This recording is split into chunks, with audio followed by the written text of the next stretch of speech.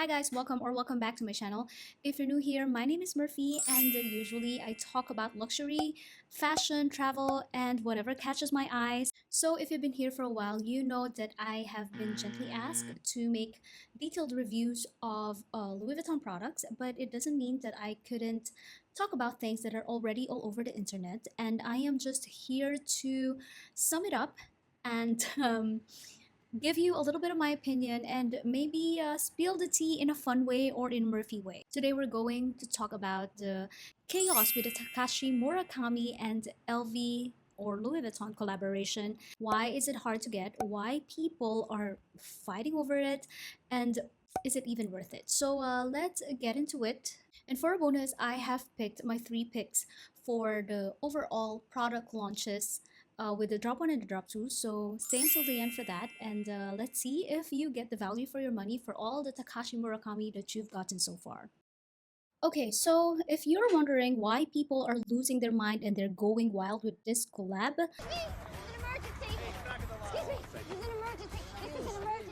this is a quick trip down the memory lane. Back in 2003, Murakami teamed up with Louis Vuitton and created a legendary multicolor monogram collection. I'm sure that if you are a Louis Vuitton fan, you have seen that with people walking around the street or even in the internet or in the reseller market. That multicolor monogram, even after 10 years it was launched and I was newly working with Louis Vuitton, people are still looking for it. And you know the impact of that collection when people are still looking for it after 10 years. That was the it bag in 2000s. I was in primary school in 2000s. I don't think I can even buy a city guide, Louis Vuitton city guide that time. During that time, to be honest, I think for people who are a Louis Vuitton fan in 2000s, if you don't have this bag or if you don't know this bag, are you even living during that era? During that era, influencers are not a thing yet, but we have seen Paris Hilton, Jessica Simpson, and basically every pop star has one piece of Murakami in one of the paparazzi pictures. So that's how popular it is during that time. After the multicolor collection in 2000, they dropped a more iconic collection, and then poof, it was gone, and Louis Vuitton just discontinued them and the Murakami left the scene. Now fast forward today, 20 years later, Louis Vuitton said, let's bring it back and let's bring back the nostalgia and make people fight for it. Look, I got money to spend in here. I don't think we have anything for you. So at this time, 20 years after, Murakami came back with a bang, with a more playful and colorful aesthetics. And it's not just about the multicolor monogram, which everyone loves on the first drop. It also comes with vibrant floral, psychedelic flowers, and pieces that felt fresh and somehow nostalgic at the same time. And people came running for it. It's kind of like a nightmare for client advisor. And I'm pretty sure you know why, and I'll tell you more later. In Singapore, we even have that pop-up store in Juchat where they transformed this heritage shop house into a colorful Murakami pop-up store, and there you will see more of Murakami's art and products, and people who was able to queue and get there, congratulations. It was a blast. Just giving you a picture of how big was it in at least in Singapore. If you are in other country like US, I know a lot of my viewers are from US, please let me know how crazy was it during the first drop of Murakami. Now at this point, I would love to show you everything or all the products that we have launched in Singapore for Murakami, but you know I can't, and you know why. So here are my favorite pieces. For the drop one, my favorite pieces are, the first is the Speedy Trunk. Speedy Trunk is a new Speedy that was created, if I'm not mistaken, spring summer 2024 or fall winter 2024. Speedy Trunk was first launched in monogram, but this time the second one was in Takashi Murakami multicolor in white backdrop or in white color. And I love it because, you know, Speedy is still a classic shape for Louis Vuitton, and I think if you have a collaboration in this shape, which is a classic, you will never go wrong with it. And at the end, in the future, if you want to use it or pass it on to generations, it's still a recognizable Louis Vuitton shape. So that's the reason why I love it. I love the extra details with the corners, which is inspired by trunk. And if you've been watching me for quite some time now, you know how addicted I am when it comes to trunk. I don't know why my mic is not moving. I hope it's recording.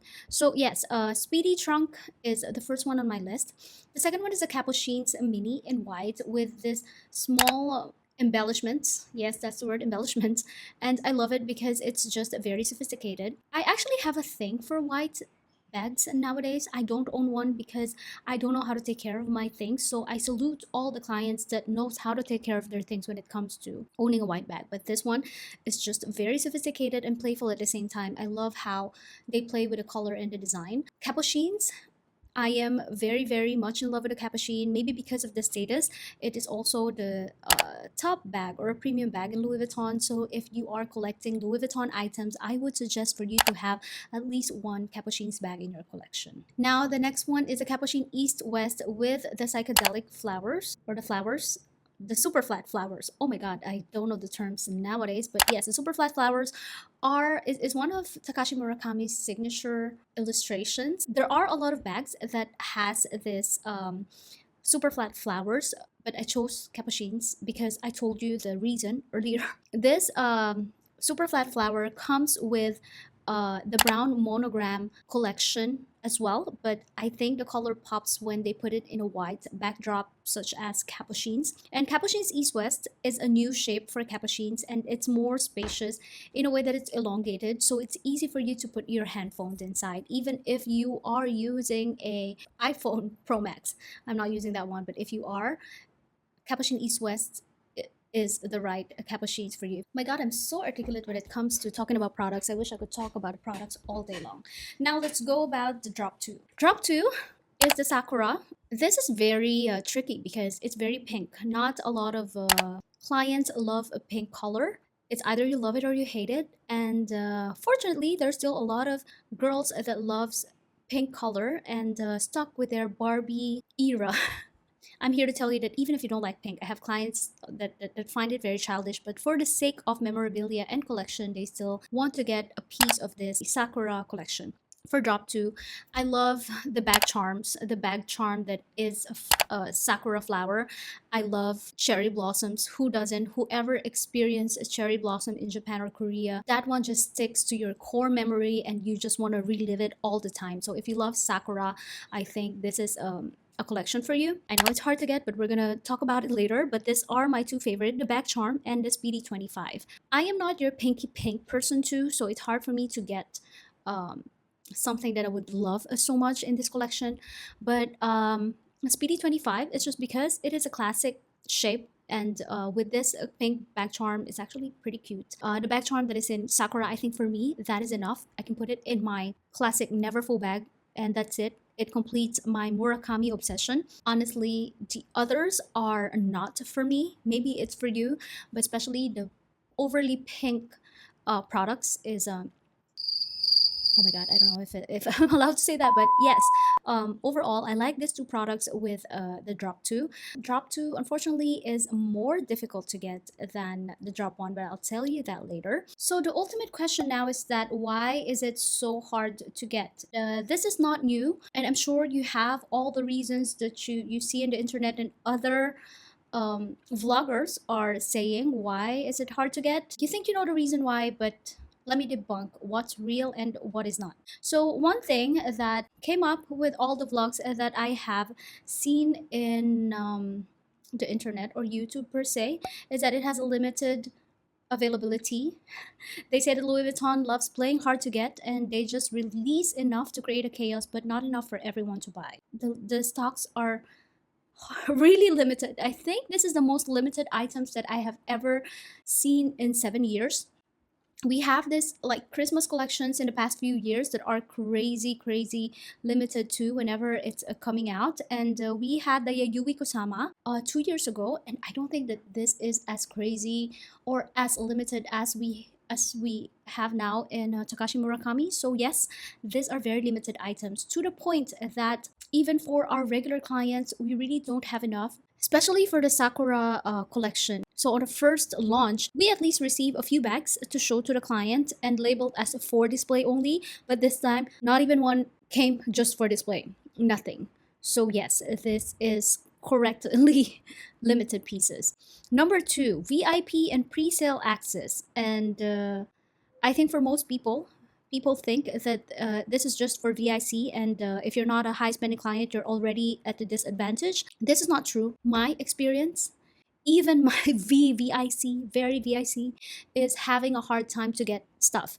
And there are also products that we were able to place a deposit, but at the end it was unfulfilled because of going back to number one is that it has a very limited availability. But no, there's no pre-ordering, there's no chances, there's no special pre-sales for your VIP. And I don't know for other countries, other store, but in my experience, no, this is not true. Number three, this is funny because it says that resellers and crazy aftermarket prices are the reason why it's very limited. And they say that the resellers are the first one to get it. And it is definitely not true. In Louis Vuitton, they don't tolerate resellers. If you have multiple purchases in your account, you can be blacklisted. This is a real deal. Resellers are not tolerated in Louis Vuitton. And if they found out you're a person that resells item, you will be blacklisted in buying such products. Number four is geographical restrictions. Partially true, yes.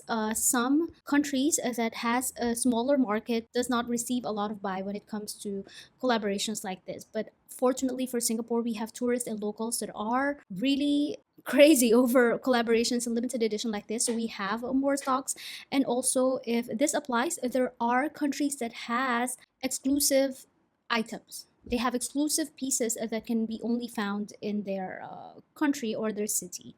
And number five is LV's marketing strategy. So it says that Louis Vuitton knows what they're doing and they create a hype and they control the supplies and blah blah blah. This one I cannot comment because I'm not from the marketing department. I don't know if this is really a strategy because, as far as SA is concerned, we want to sell as much product as we can because we also want that sales. So it's not up to the CA, and don't put your frustrations on the CA because for us, we just want to sell everything. I'm pretty sure all the brands, not just LV, wants to make as much profit as possible. So I don't know if this is really just to create a scarcity or to maintain the exclusivity of the brand. I have a feeling too, it's just a feeling, this is not confirmed and this is not official, it's just a feeling that this is part also of Takashi Murakami's strategy or contract with the brand, that of course it's his name on the line. So he wanted to be just certain pieces to maintain its exclusivity and the desire over the years. So just like the collection in 2000s, that it's very limited pieces that after 20 years people are still desiring it. So maybe after 10 years he's gonna have a new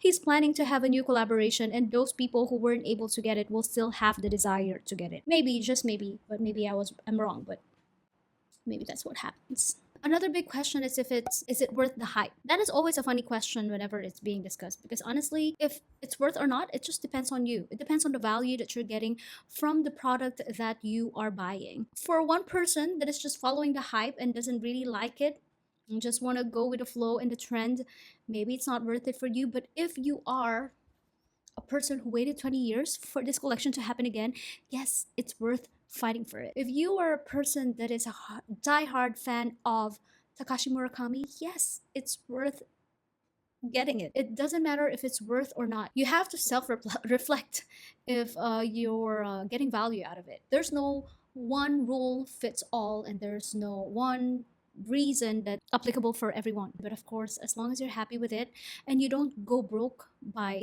getting it, it's truly, truly worth it, in my opinion. That being said, Murakami or any collaboration with popular artists has a value when it comes to investment because the prices over time increases. When Yayoi Kusama's second collaboration was released 2 years ago, I haven't reviewed it myself, but I have heard from a couple of clients and people that I know that the prices of the first collection just blows up.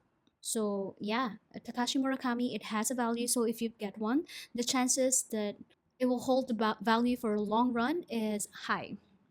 So yes, probably it's worth the hype. Again, I always put myself in the perspective of a client. If I would be the client, I would totally understand why would you want to have a piece of each and every collection that we have right now. You really have to get lucky to get it. But of course, I want to hear it from all of you. Are you able to get it yourself? Or did you get it in the store, or did you get it from a resale market? I don't know.